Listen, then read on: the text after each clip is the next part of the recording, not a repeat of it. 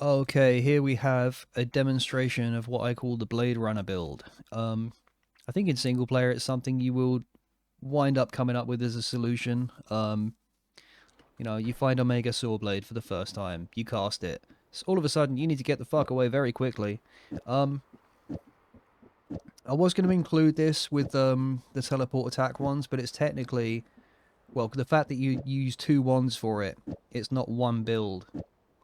It doesn't fit into my criteria of a teleport attack hybrid wand. So the idea here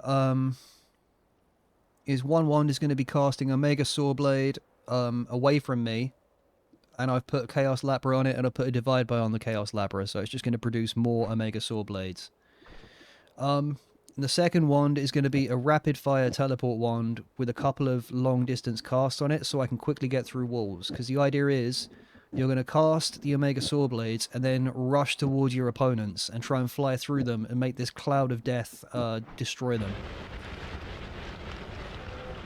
So yeah, you need to be going really quick. You can't be running out of mana with your teleport wand. And here we go.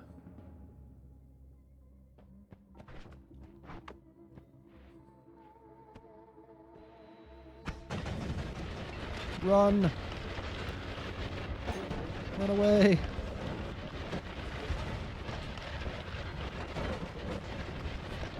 So I did take a bit of damage there. Yeah. I'm sure this can be perfected, but you're pretty much going to take some damage. I think the goal really is just to die last with a setup like this. Which is a valid strategy in Arena, really. I think I'm going to go back in now and assess the damage. Jesus. Most of the level is gone. I have a few examples of me using this in Arena. Spoiler alert, I die more often than I succeed. Only one instance comes to mind where I successfully won a match using this. But it's funny, Sometimes you just want to have a silly build. And this is extremely silly.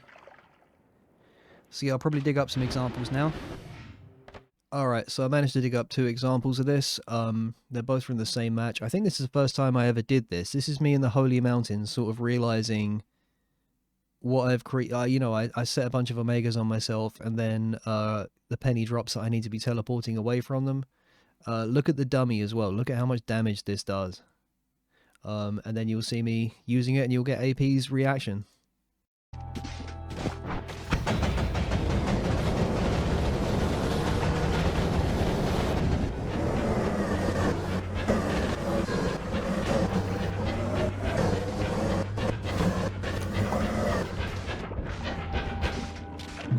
I might lose this one, but it will be funny. It will be funny.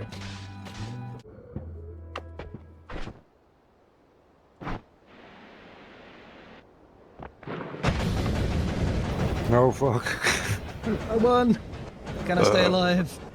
Can I stay alive? I can. Oh my god. You got fucked. They were chasing me, so I had to go through you with my teleport wand. Yeah, so as you see, it's pretty damn effective. It's chaotic though. You kind of want to do this on an open map. Also, that was a pretty simple version. Obviously, Lapras, you got to rely on RNG to get them, but to put this together as a build isn't really too hard. If you're struggling in a match, give it a go. What have you got to lose if you're already losing? Okay, and here we have the next match. This is right after the one you just saw. I don't start with that build again, but I realized that AP is able to do a tremendous amount of damage to me, and it's kind of a last-ditch thing, and it ended up winning me the game. So, hope you enjoy.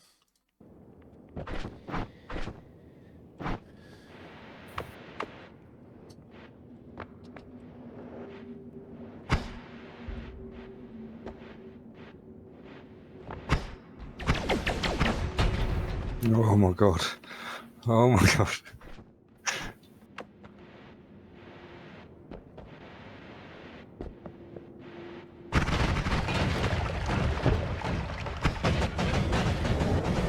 Oh, right in the face.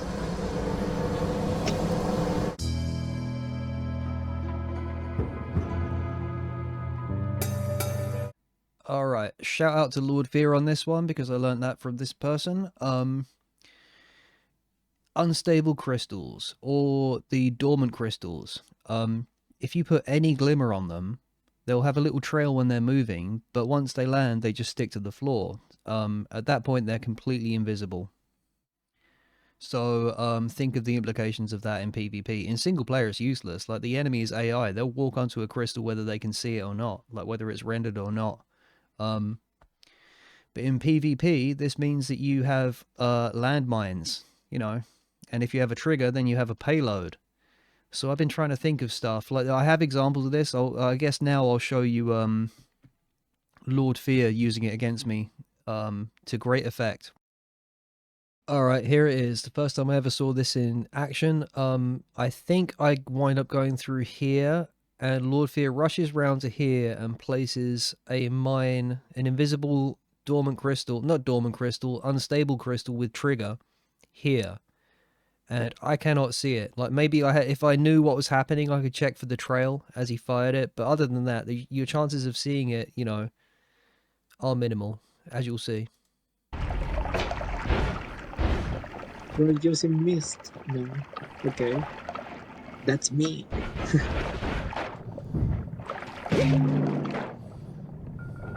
I love they are invisible. Oh my god.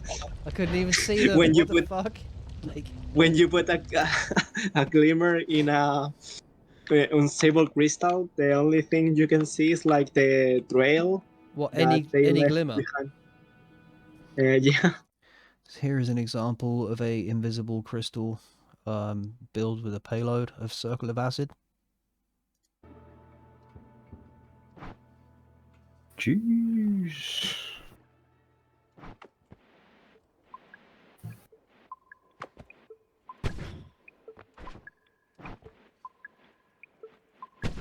What you got for me? It's been awfully quiet. Oh.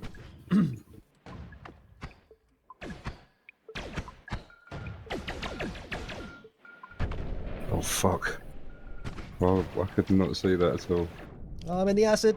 I'm in the acid. Yeah, okay. Whoa, That's no, me. the acid. No, the acid. So the acid works. Alright, so I've been trying to think of some nasty payloads for the invisible crystal stuff. And what I like is, well, what I'm thinking is, have some sort of landmine that when it goes off, it stuns a person, and then like a second or so later, it dumps a bunch of acid on them. With the unstable crystal, it explodes and there's fire, so I've been using glue to stick people in place, and the fire burns the glue. I believe the fire burns the glue, so it's not perfect. I've got a lapper on it, a larper, whatever. Yeah, this is the setup I've decided on. The delayed spellcast means this happens a few seconds later. You can reduce the amount of time this exists for with modifiers like increased lifetime, decreased lifetime rather. This is about as good as I've got it. So I'll cast it now. So it bounces. Unfortunately, the crystals bounce. The unstables don't bounce, so it's a little bit more of a clue that something's there. But here we go. So the larper makes it fire off in random directions. I don't know how good that is.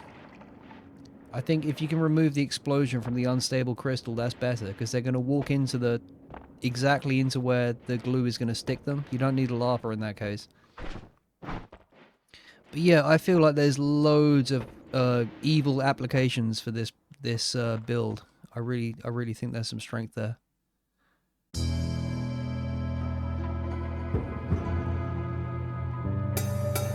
Okay, Homebringer builds. Little thing about me, if I'm doing something with other people and they turn around to me and they say, Brad, what you're doing is bad, you need to stop doing that, it's not working, or any variant of that, I will double down. I will make it my sole focus to take the thing they think is bad and get it working.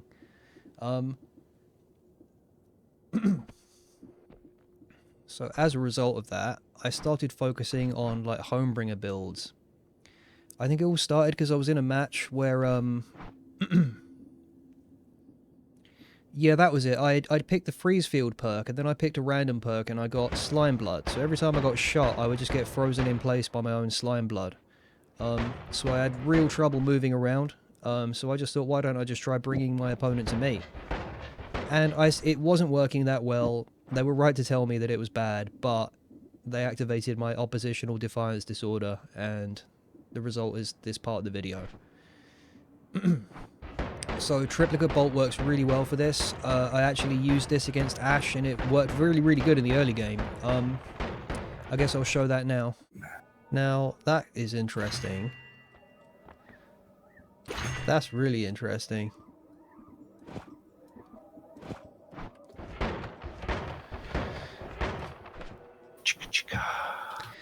That could be the play. Yeah. I can't sleep for shit. That's why I'm up like at 5 every morning. Ah, gotcha. You might as well have a toddler, a toddler, a toddler. You might as well have a toddler. Oh, I clicked the thing. Never clicked the thing.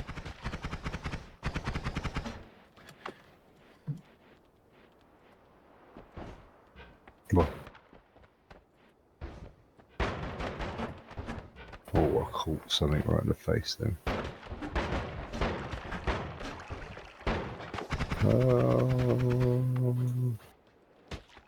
I'm rusty. Ah.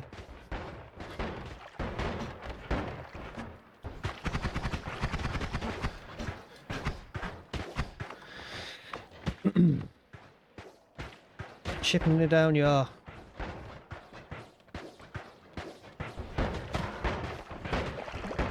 It finally worked. So it's Homebringer and then the shotgun. So if I stand still, I can like bring you to me and blast you with all 3 pellets. So yeah, as you heard me say at the end of the match, I realised that I needed to be standing still to really land my shot, the Homebringer on him, to get him near me. And yeah, it quickly blends him once he gets close to me and I'm standing still. When I hit him when I'm in the air, obviously we're both going to be moving. You know, he'd frequently move away from me. I'd be sort of hovering up and down with my jetpack ability, so I would...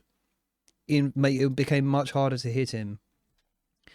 Also, I kind of feel like when you stand still, your opponent thinks that you're an easy target, so they're more likely to stay approach you. They're going to come in and try and engage and attack, thinking they've got an easy opportunity, when really you want them to be easy to hit. So the closer they get, the better.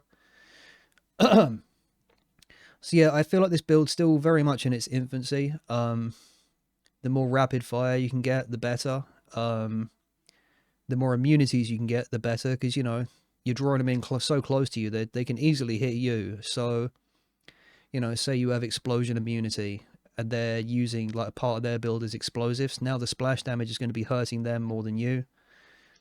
So again, it's about dying last with a build like this. You are going to take damage. You've just got to do a better job of killing them than they can you. Which you've got a slight advantage because no one really expects to be homebringered. No one expects to be repositioned so like badly. So anyway, next example. Okay, so here's an example of like one of the first times I started trying to use homebringer. So my opponent is above me and they're using like bouncing burst or with a saw blade orbit or something like that. So they're up the top. I can't get near them without taking damage. So I just start blind firing homebringers up there. And it turns out that I clipped the guy, he teleported down near me, and then I guess he was confused by what happened and he wound up like killing himself. So I guess the takeaway here is it's good for taking people out of their strong positions, and the disorientation of being moved around might make them damage themselves. Anyway, let's watch. I can't aim, damn it. Oh man, that sucks. What's my mouse doing? What's my mouse doing? Not the time, mouse. Not the time. Not the time. I was looking you moving like crazy. You're full health. Just be thankful I killed Lord Freer for you. You have 2 lives. Don't worry about it, brother. You can win. Yeah. Ooh, there you are. Brought them Sneaky, home. sneaky. I think I just hit someone with a homebringer and they wound up dying as a result. Yeah, you did like a no scope. Okay, here is another example. From the same match, I have slime blood and freezing field. So when I take damage, I bleed slime, which then freezes around me. So it makes me stick in place, but it also gives me this kind of physical barrier so people can't hurt me right away. And so you'll see I get stuck and I start trying to draw people in towards me rather than fight them. I lose, but it's like this is the idea forming in my head. I'm doing ping pong path with me though. And you might be too, I don't know. Oh, okay, that's interesting. A Oh, lot of that guy explosions, I killed see. with 1 HP. I'm sorry. Oh no! Oh, almost the guy worked. has saving grace. It's starting to That was work. what. The guy has saving grace. I'm so sorry. Oh yes, I got saving grace too. Everyone Did got it- saving grace. Did Oh my your gosh, saving mushroom juice grace... just... Did it activate for you when I grabbed you with the homebringer? No, I was still at like 60. Okay. It was working though. I just need more damage output. I need more damage. Okay, here's another example from the same match. So I continued to work with it, and it did get better. I did some decent damage, mostly because I had a second life, and you get invincibility frames when that triggers. But I'll let you see. What I've been brewing? Oh no. I walked into the red. Don't do The it, red Brado. Brado, it's for your own good. Don't do it, okay? Last. Oh, PSN. Oh no. Oh no. Okay, you can run. I will. No, Brado, don't do it. I'm really scared It's of working! PSN It's right now. working! Oh, I I don't couldn't know kill who you I got because killed you by. had the extra lifetime invincibility. Oh, the Invulnerability. iframes. Yeah, That's the that... one. Okay. So as you can see, still not viable, but slowly improving. I think after this I went for a cigarette, and when I came back I accidentally entered spectator mode, which deletes your progress in the match, so I did have to start again. There might be a few more. I'll see if I can find them, because I did try and focus on that again late in the match, but by that point everyone else was so strong it was pretty pointless. Okay, thank you for watching, people. That'll be it for now. The next will be a part 3 for this, and it's all going to be experimental stuff, meaning like I haven't actually got a chance to use it in Arena, but I've been working on it and I think it would be good. And yeah, thanks for watching. Please hit the like button, please subscribe. It'd be cool to grow my subs and get to 1,000, because then I can actually monetize the channel. Make some money off this stuff. That'd be fun. Long way off of that though. Either way, thank you for watching.